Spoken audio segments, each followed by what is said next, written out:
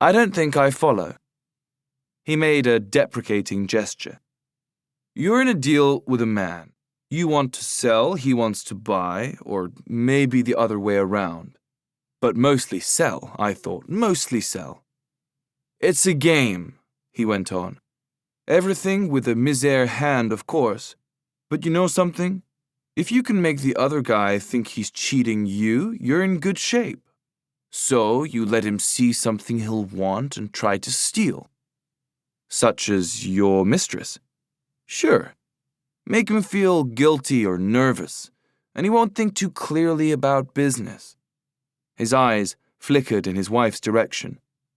Only, the girl's not for real, of course. She's just, an element. It's psychological warfare, he concluded, a trifle lamely. His wife gave him a fond smile and briskly rang the handbell for the maid to serve the coffee. I went with him back into the living room. When was it that you met Lucia? I asked. Oh, let's see, about 2 years ago, maybe a bit less. She'd been working here in the south during the season and hadn't been more than a month or so in Paris. Working in the scent shop? Yes. And I'll tell you what interested me most about her. Oh, sure, she looked great. But she had something extra. It was the way she handled figures. Money, you mean? In a way. You know how it is when they start writing out the bill in those shops. First they have to figure the discounts on pieces of scratch paper, then they have to convert the francs into dollars or whatever. Then there's the tax and addition. It takes forever, usually. Well, with Lucia, it didn't. She did it in her head, quicker than she could write. Real fast mental arithmetic. It didn't do her much good in business when she was in Antibes. I'll bet that was her partner's fault, not hers. Then what?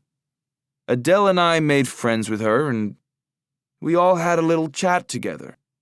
And there was a meeting of the minds. She's very quick, no nonsense. She liked the money. So off you went to St. Moritz?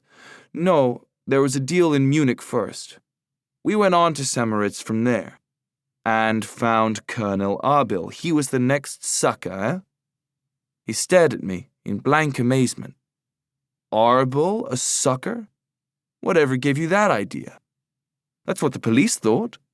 That's when they checked you out with Interpol. You knew they had you under surveillance, didn't you? He laughed. The Swiss are always putting people under surveillance. It doesn't mean a thing. Then why did you skip to Italy? Skip? He sighed in exasperation. I left. Look, do you want me to tell it or not? Go ahead. What happened was this. Arbel was there for the bobsledding, only he didn't do any. He took one look at Lucia and fell in a big way. We couldn't get him out of our hair. And then, after a few days, Lucia took the tumble too, and didn't want him out. She wanted me out instead. So you went? We talked it over. You know, Lucia's no tramp. She doesn't sleep around. She was just crazy about him. She offered to give me back her cut on the Munich deal if I'd call it quits. I knew then there was no sense in trying to persuade her to stay in the partnership. So you took the money. He shook his head. And she's a good kid, Lucia, but...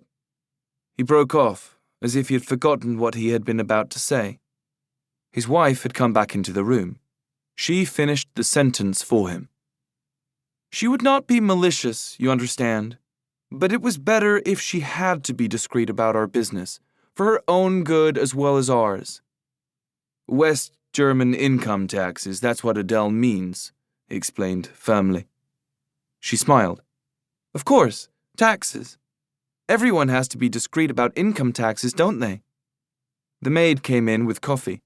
Sanjay got out brandy glasses. When did you see Lucia last? I asked him. The day I left St. Moritz.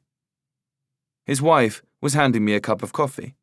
Her hand stopped for an instant, and she half turned her head, as if she wanted to supplement his statement in some way. Then she seemed to change her mind.